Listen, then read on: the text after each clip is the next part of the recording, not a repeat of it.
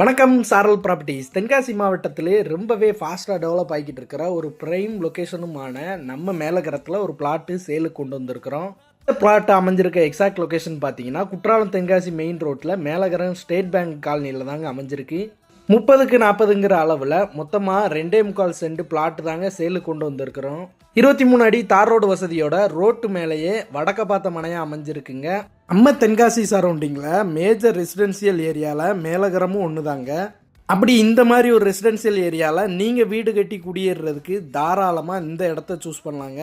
இந்த இடத்துக்கு DTCP approval இருக்கிறதுனால இடத்த வாங்குறதுக்கு நீங்கள் லோனு கூட வாங்கிக்கலாங்க.